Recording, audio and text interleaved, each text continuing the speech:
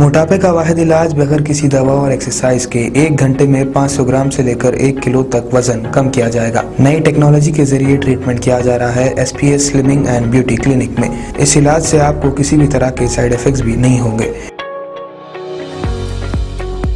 Colour improvement, pimples और dark circles के लिए भी आप आ सकते हैं SPS slimming and beauty clinic, Hyderabad, Abids beside Agarwala sweet house. Screen पर दिए गए नंबर्स पर कॉन्टैक्ट करें।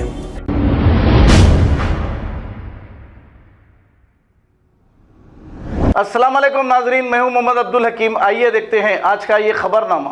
2 दिन कबल डॉक्टर्स की लापरवाही की वजह से KAM मल्टी स्पेशलिटी हॉस्पिटल में 2 मासूम बच्चे फौत हो गए थे। इस पर आज MRO डॉक्टर्स और पुलिस की निगरानी में खबर से इन बच्चों की डेड बॉडी को निकालकर पोस्टमार्टम किया गया। आइए देखते हैं ये रिपोर्ट।